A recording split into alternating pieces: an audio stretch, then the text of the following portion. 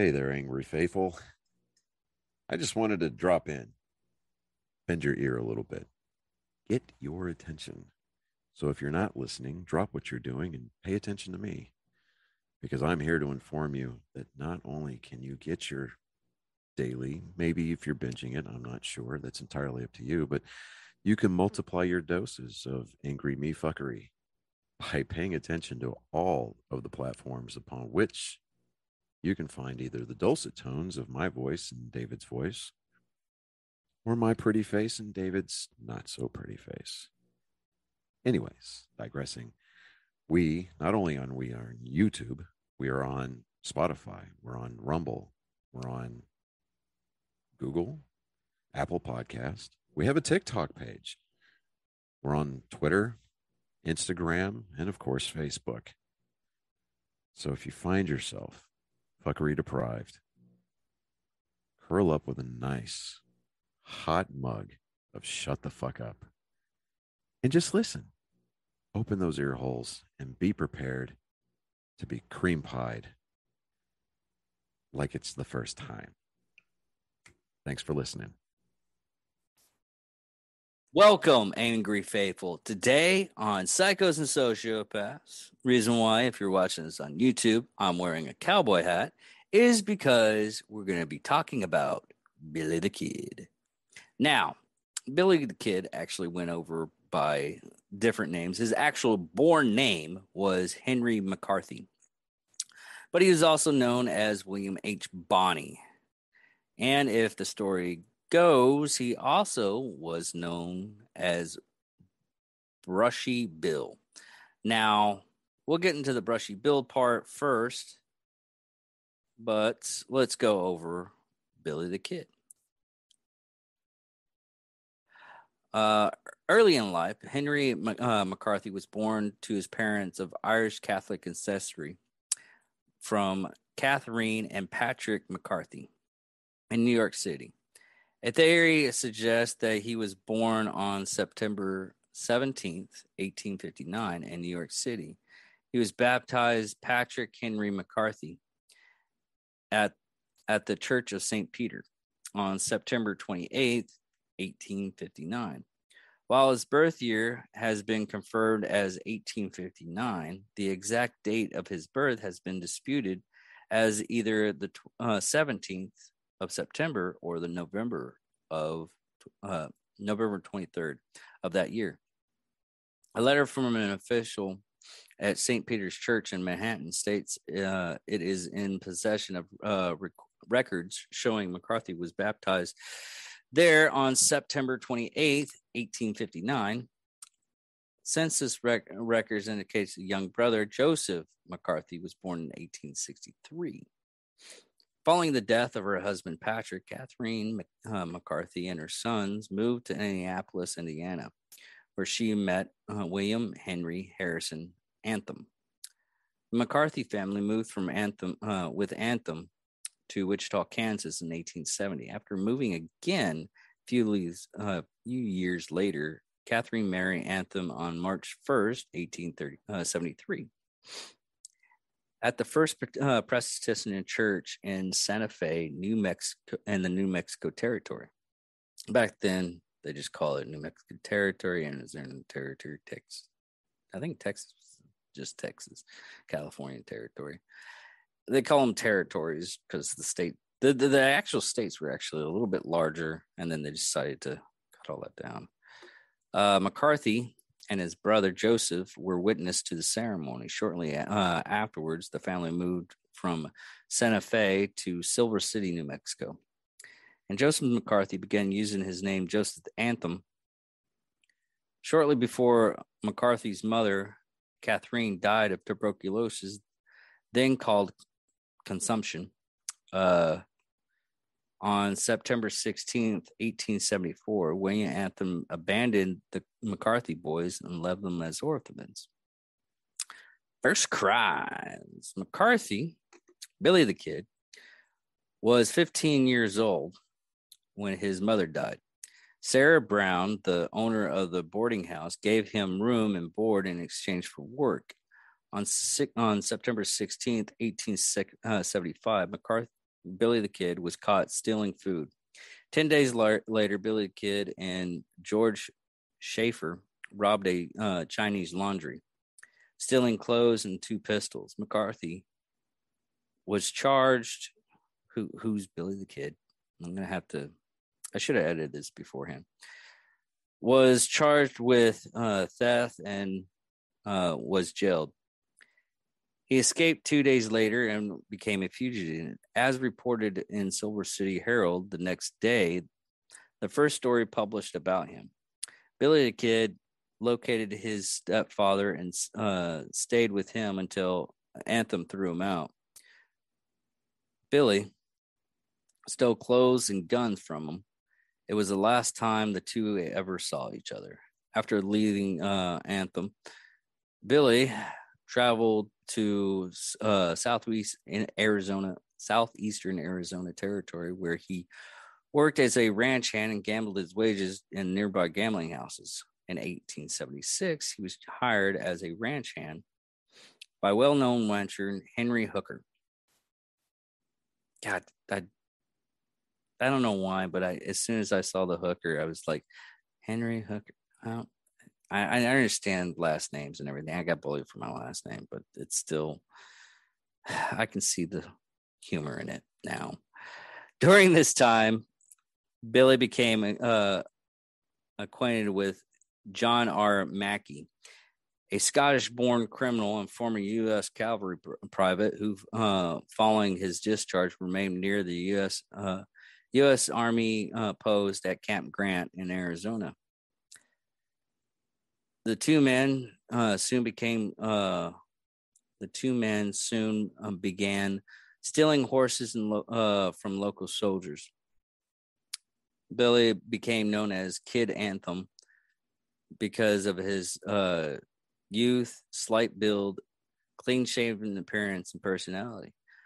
On August 17th, 1877, Billy was at a saloon in the village of Bantha, where he got into an argument with Francis P. Windy Cahan. Is it Cahan? I think it's Cahan. Cahill. Yeah, Cahill. A blacksmith who reportedly had bullied Billy, and on more than one occasion called him a pimp. Dude, at that age and you're called a pimp? Let's see if it's pimp. Yeah, same thing as it was in this time frame and that time frame. Billy in turn called Cowhill a son of a bitch, whereupon Cowhill threw Billy into the floor and the two struggled for Billy's revolver. Billy shot and mortally wounded Cowhill. A witness said Billy had no choice. He had to use his equalizer. Cowhill died the following day. Sorry, I had to do that. Billy flew but returned a few days later and was apprehended by Miles Wood, local justice of the peace. Billy was detained and held in the Camp Grant guardhouse, but escaped before the law enforcement could arrive. Billy stole a horse and fled to Arizona Territory for the New Mexico Territory. But Apaches took the horses from him, leaving him to walk many miles to the nearest settlement. At Fort Stanton in the Pisco Valley, Billy, starving and near death, went to the home of friend and Steve Rivers Warrior Gang member John Jones, whose mother, Barbara, nursed him back to health. After regaining his health, Billy went to the Apache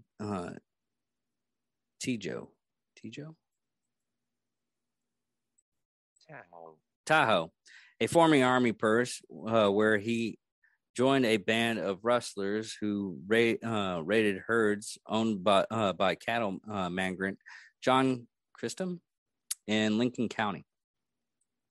After Billy was spotted in Silver City, his involvement with the gang was mentioned in the local newspaper. At some point in 1877, Billy began to refer to himself as William H. Bonney. After returning to New Mexico, Billy worked as a cowboy for English businessman and rancher John Henry Tansel near Rio Felix. A tributary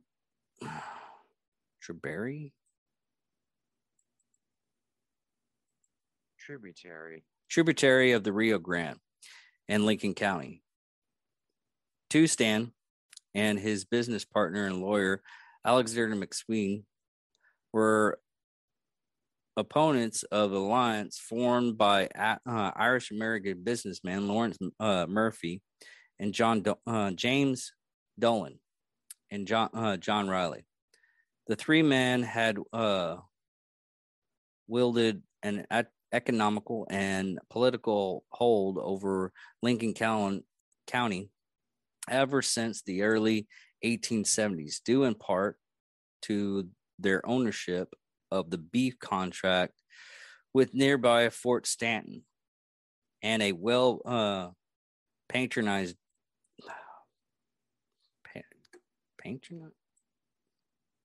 I know I'm reading this right. Patronized dry goods store in the town of Lincoln.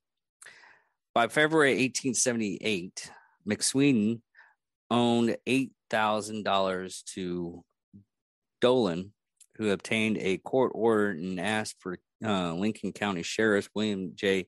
Brady to attach nearly $40,000 worth to Tolston's property and livestock. Tolston put Bonney in charge of 9 prime horses and told him to relocate them to his ranch for safekeeping. Meanwhile, Sheriff Brady assembled a large posse to seize Tolston's cattle. On February 18th, 1878, Tolston learned of the posse and presence on his land and rode out to intervene. During the encounter, one member of the posse shot Tolston in the chest, knocking him off his horse. Another posse member took Tolston's gun and killed him with a shot to the back of the head. Tolston's murder ignited a conflict between the two factions that became known as the Lincoln County War. After Tolston was killed, Billy the Kid and Dick Brewer swore advocates. Words are horrible for me.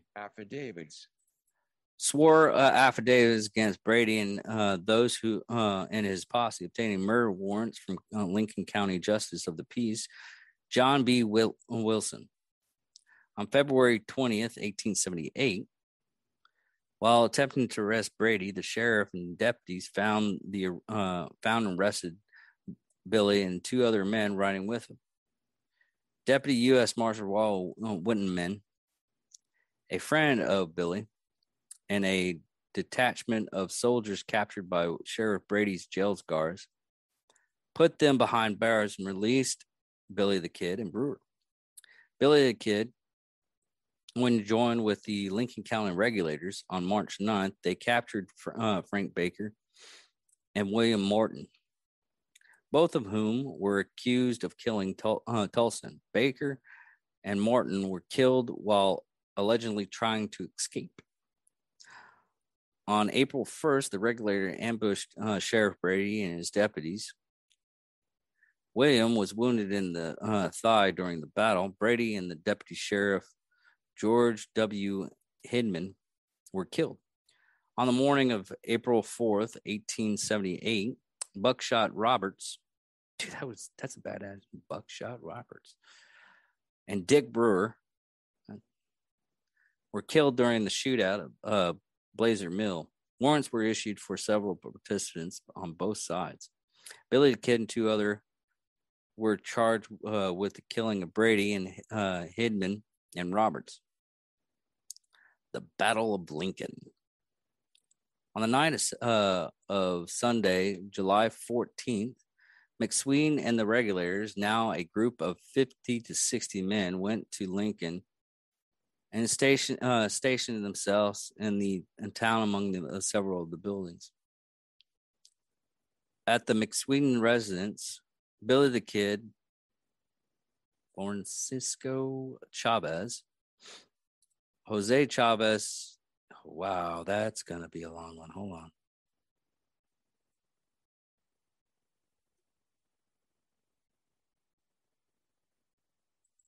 Jose Chavez y Chavez. Jose Chavez y Chavez. It's literally what it says. Jimmy French, Harvey Morrison, Tom Florin, and Jacoborno Salazar. Eugenio Salazar. Eugenio Salazar, among others. Another group led by Martin Chavez and Doc Sherlock. That I got to recheck on that one.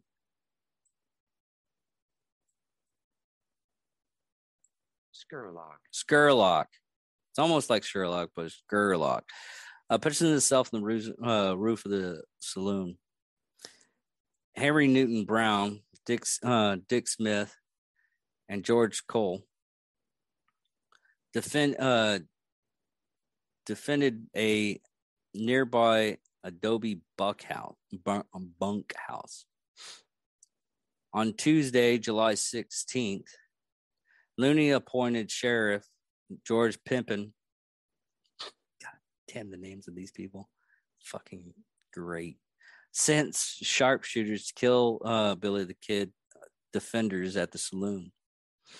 Pimpin's men retreated when one of the snipers, Charles Crawford, was killed by Fernando Herrera.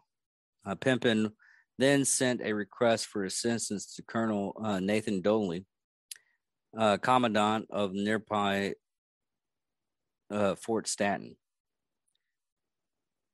In a reply to Pimpin, Dooley refused to intervene, but later arrived in Lincoln with troops, turning the battle in the favor of the Murphy-Dalton faction.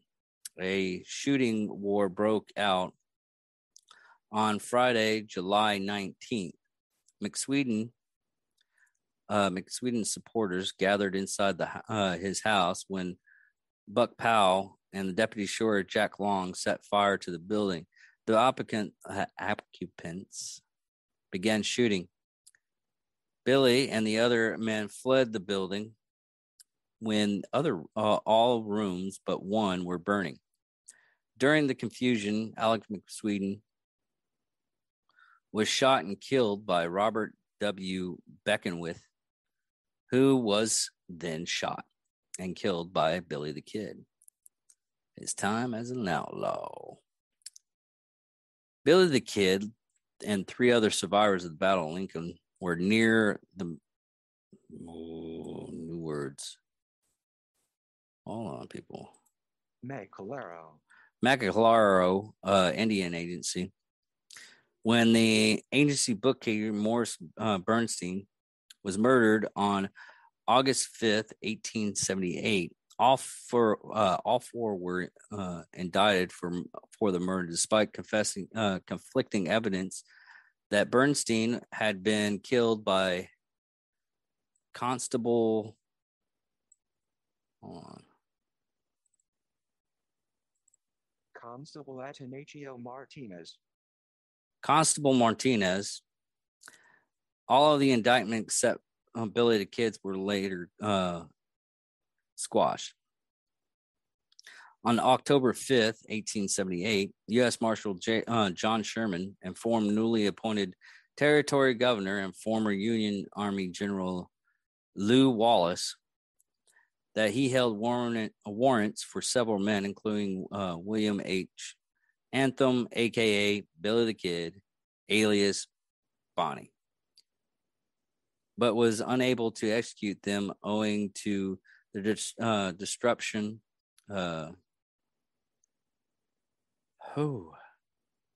disrupted condition of affairs in the country, resulting from the acts of desperation, desperate class of men. Wallace issued an oh man, sometimes these words just come out you just don't know. Amnesty proclamation on November 13th, 1878, which pardoned anyone involving in the Lincoln County War since Tolson's murder. It was specifically included persons who had been convicted of or indicted for a crime, and then therefore excluded Billy the Kid. On February 18th, 1879, Billy the Kid and friend Tom O'Florin were in Lincoln and watched as attorney Hudson Chapman was shot and his corpse set on fire. According to eyewitnesses, the pair were innocent bystanders forced by gunpoint by Jesse Evans to witness the murder. Billy Kidd wrote to Governor Wallace on March 13th, 1879, with an offer to provide information on the Chapman murder in exchange for amnesty. On March the 15th, Governor Wallace replied agreeing to the secret meeting to discuss this situation. Billy met with Wallace in Lincoln on March 17th, 1879. During the meeting and in subsequent correspondence, Wallace promised Billy protection from his enemies and clements if he would offer his testimony to the grand jury. Sorry, folks. My mouth is getting a little dry in this heat. On March 20th, Wallace wrote to Billy the Kid to remove all suspicion of understanding that I think it better to put the arresting party in charge of Sheriff Kimball, who shall be instructed to see that no violence is used.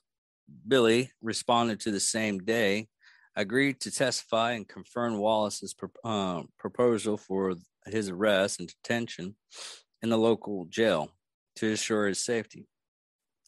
On March 21st, Billy the Kid let himself be captured by a posse led by Sheriff Gore Campbell of Lincoln County. As agreed, Billy the Kid provided a statement about Chapman's murder and testified in court. However, after Billy the Kid's testimony, a local district attorney refused to set him free. Still in custody several weeks later, Billy the Kid became suspicious Wallace had used subterfuge and would never grant him an amnesty.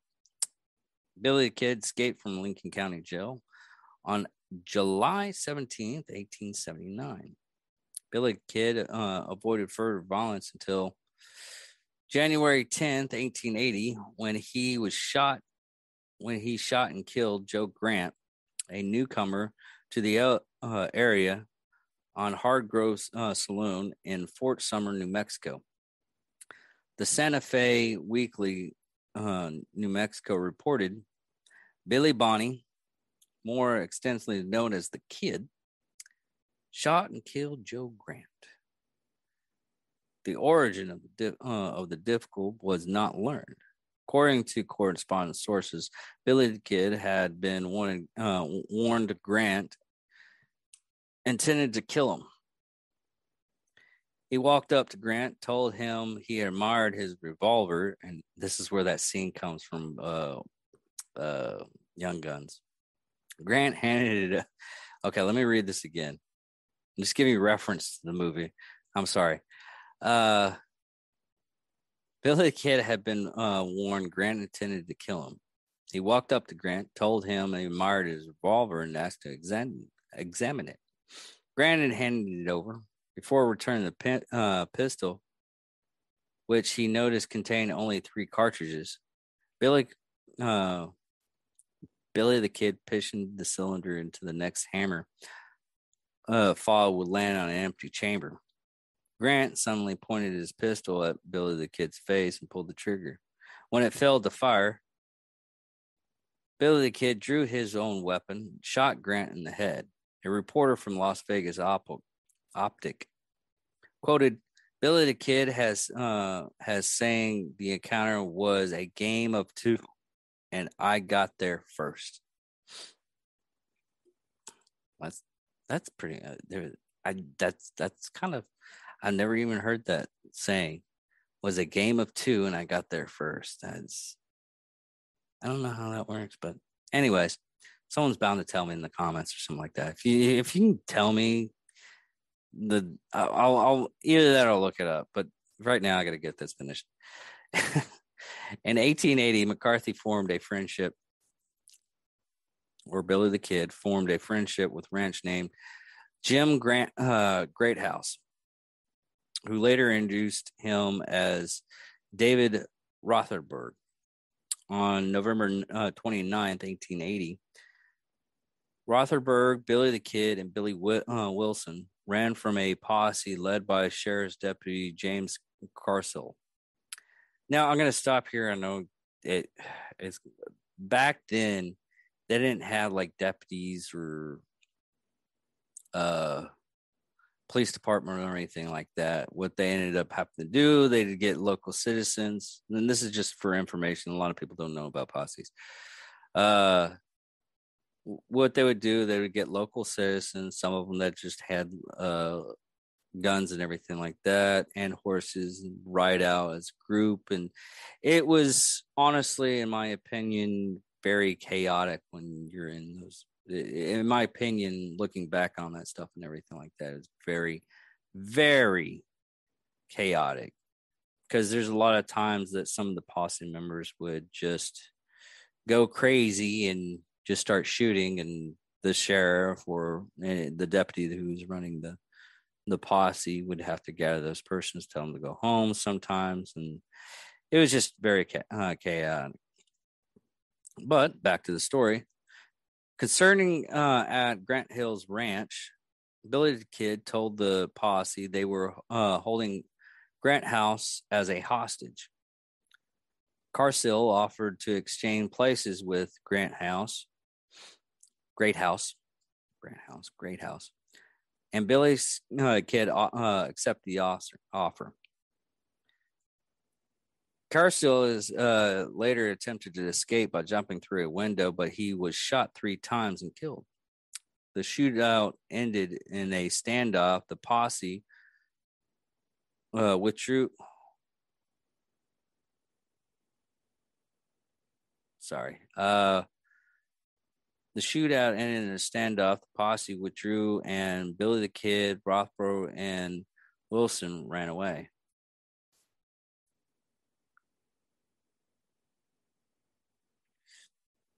A few weeks later, the Great House incident, Billy the Kid, Rothbrough, Wilson, No Feller, Charles Bowie, and Tom Pickett rode into Fort Summer.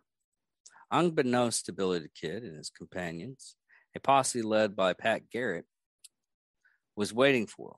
The posse opened fire, killing O'Foley, and the rest of the outlaws escaped unharmed. On December 13th, 1880, Governor Wallace posted a $500 bounty for Billy the Kid. Billy the Kid's capture. Pat Garrett continued his search for Billy the Kid.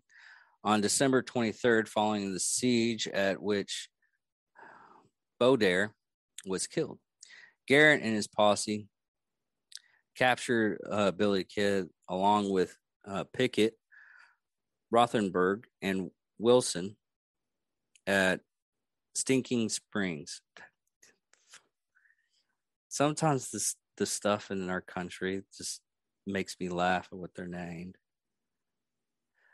The prisoners included Billy the Kid, were shackled and taken to Fort Summer, where then later to Las Vegas, New Mexico. When they arrived in December 26th, they were met by crowds of curious onlookers. The following day, an armed mob gathered at the train depot before the prisoners, who were already boarded on the train with Garrett, departed for Santa Fe. Deputy Sheriff Romero, backed by the angry group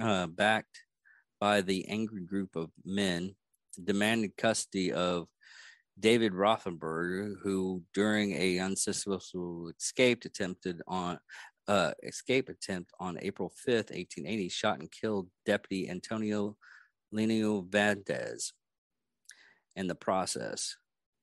Garrett refused to surrender the prisoner, and a tension confirmed ensued until he agreed to let the sheriff and two other men accompany the party to Santa Fe, where they would petition the governor to release Rothenberg to them.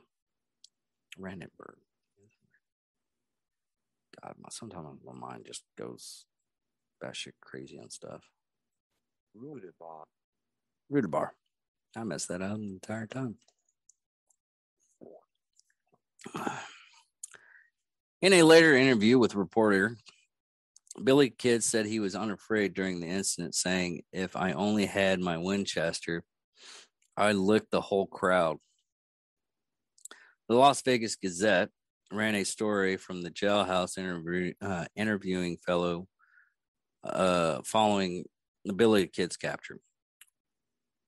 When the reporter said Bonnie appeared relaxed, he replied, "What's the use of looking on the gloom side of everything? The laughs on me at this time." During his short career as an outlaw, Billy the Kid was subject to numerous U.S. Newspaper articles, some as far as New York. After arriving in Santa Fe, Billy the Kid St. Clements sent Governor Wallace 4 letters over the next 3 months. Wallace refused to intervene, and Billy the Kid went to trial on April 1881 in Minnesota, New Mexico. Following 2 days of testimony, Billy Kidd was found guilty of Sheriff Brady's murder. It was the only conviction secured against any of the combatants in the Lincoln County War. On April 13th, Judge Warren Bristol sentenced Billy the Kid to hang, with his execution scheduled for May 13th, 1881. According to the legend, upon sentencing, the judge told Billy the Kid he was going to hang until he was dead. Billy's response was, "You going to hell.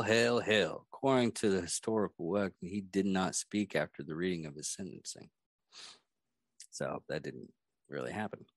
Following his sentencing, Billy the Kid was moved to Lincoln, where he was held under guard on the top floor of the town courthouse, which is only 2 stories.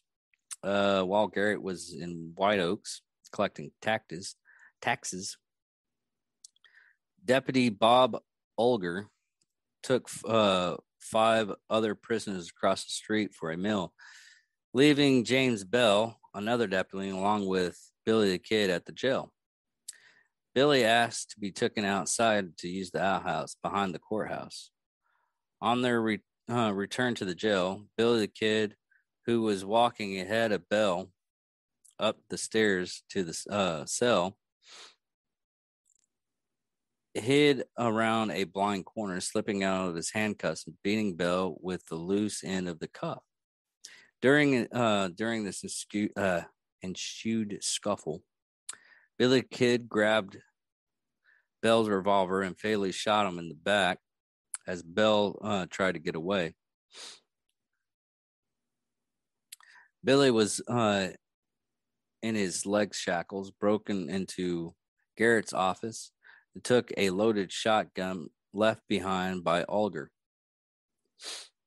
Billy waited in the upstairs window for Olger to respond to the gunshot that killed Bell and called out to him, "Look up, old boy. See what you get." When Olger looked up, Billy shot and killed him. After about an hour, Billy freed himself from the leg irons with an axe. He obtained a horse and rode out of town. According to some stories, he was singing as he left Lincoln. When Billy was on the run, Governor Wallace placed a $500 bounty on the fugitive's head. Almost 3 months after his escape, Garrett responded to rumors that Billy was in the vicinity of Fort Summer. Left Lincoln with 2 deputies on July 14th, 1881, to question residents Pete Maxwell and friends of Billy the Kid. Maxwell, son of land baron Lucien Maxwell, spoke with Garrett the same day for several hours. Around midnight, the pair sat in Maxwell's darkened bedroom when Billy the Kid unexpectedly entered. Accounts vary as to the course of the defense. According to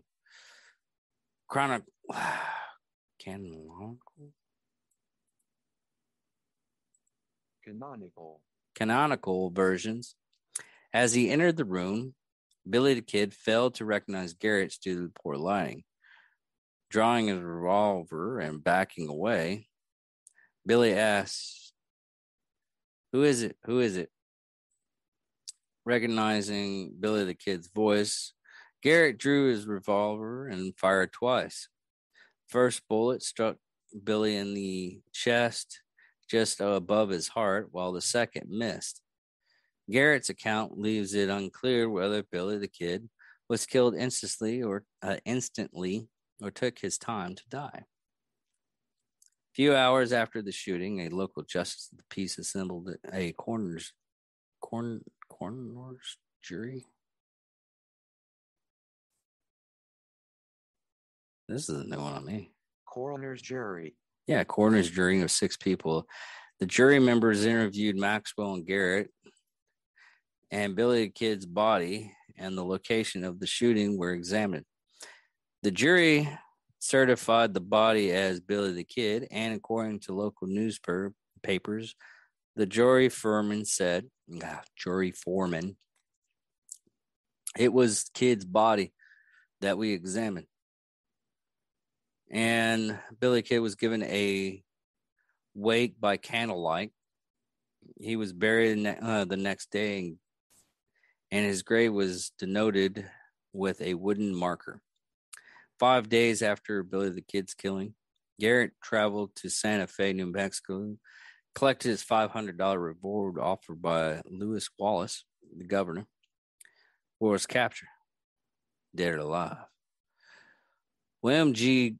Ridge, the acting New Mexico governor, refused to pay the reward. Over the next few weeks, the residents of Las Vegas, Medellín, Santa Fe, White Oaks, and other New Mexico cities raised over $7,000 to reward money for Garrett.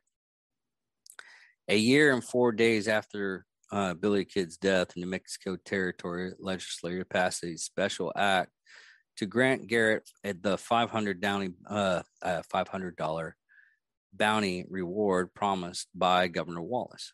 So he got probably about $7,500. Jeez.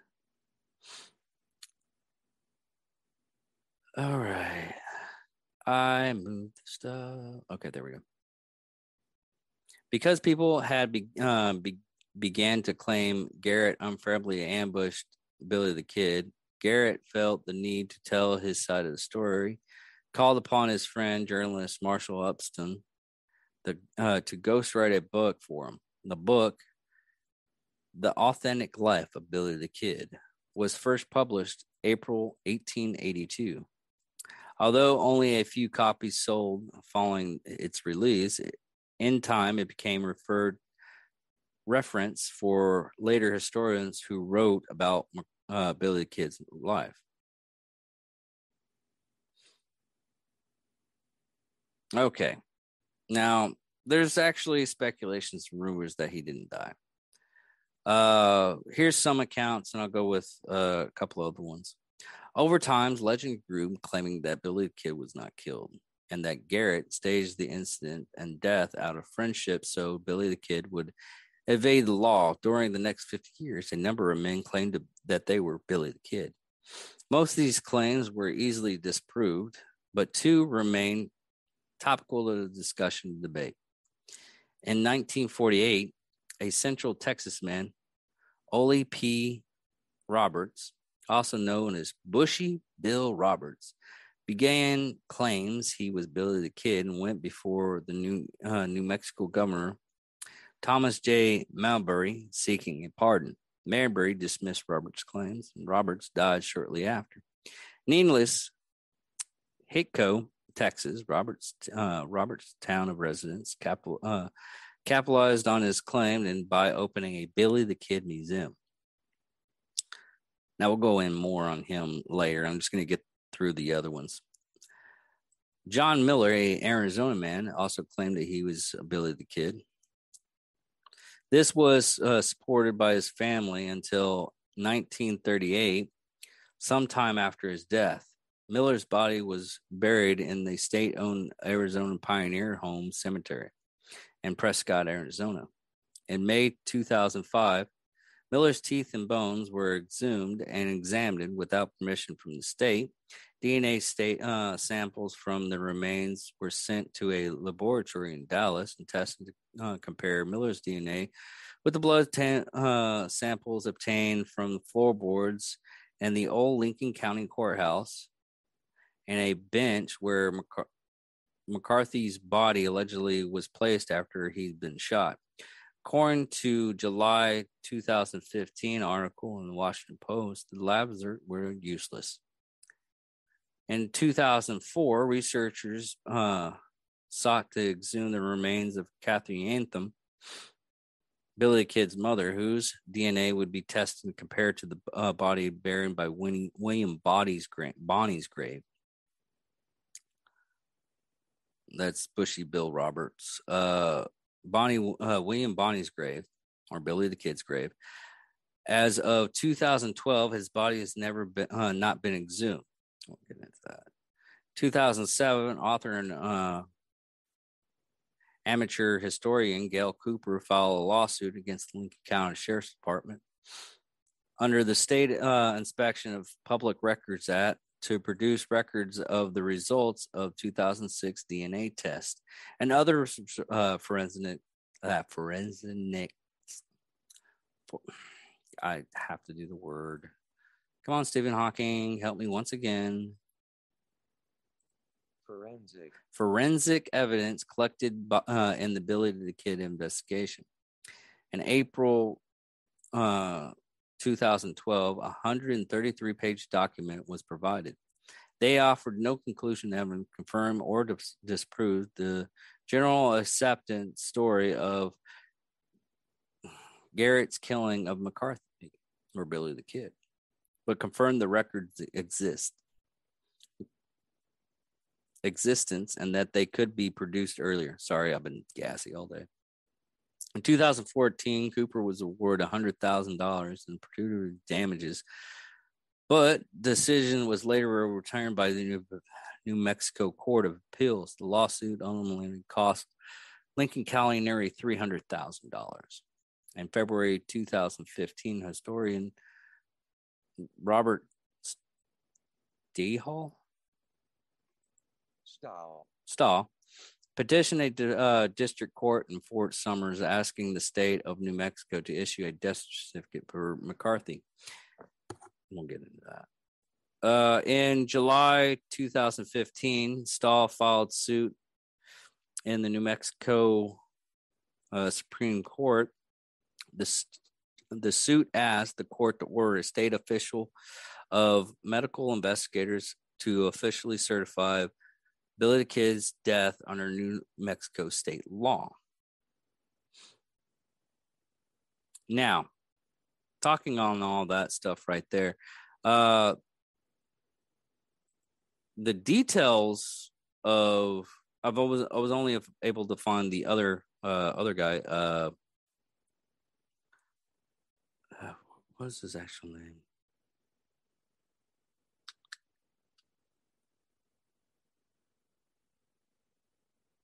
Bushy Bill. Sorry. The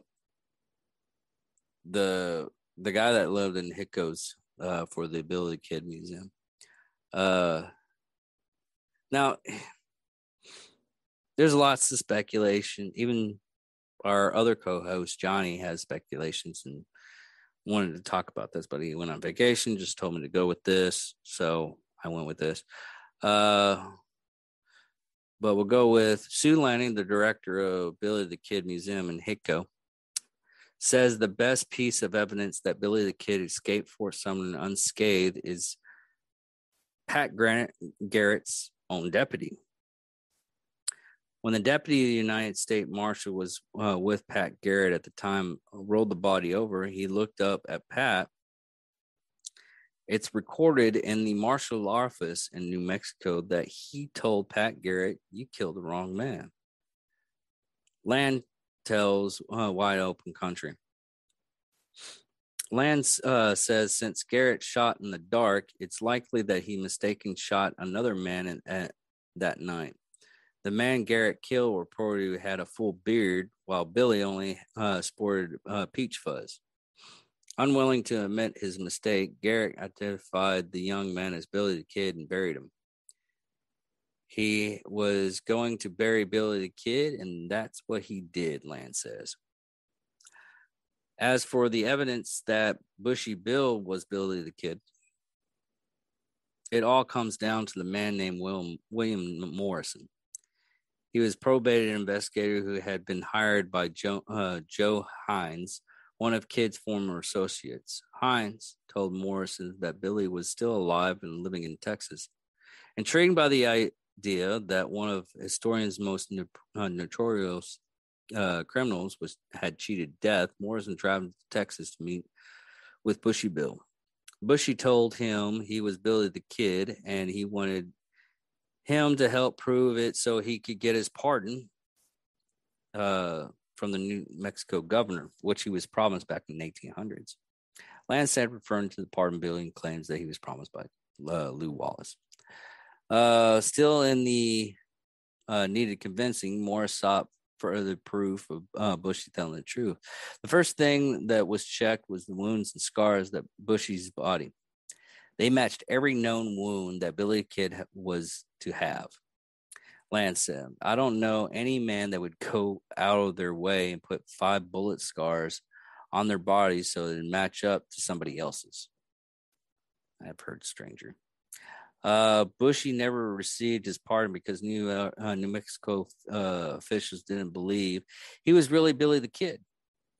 And while Bushy Bill's story gained support over the years, many remained skeptical. One cause for disbelief was the fact that Bushy's family Bible listed his birth as 1879, which that's what they used to do. They would jot down in the family Bible, family member was born.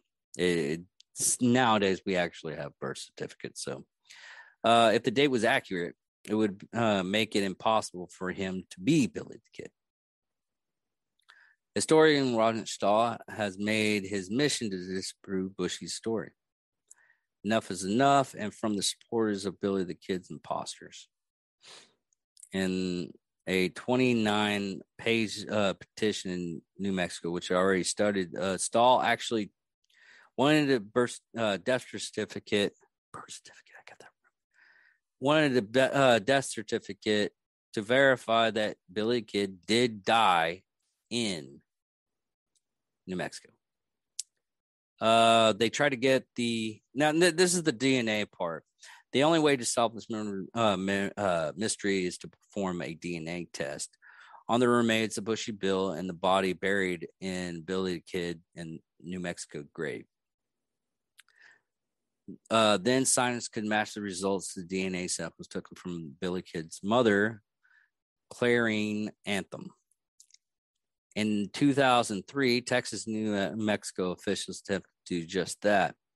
There was just one problem. All the grave markers in Fort Sumner Cemetery were washed away in a 1904 flood.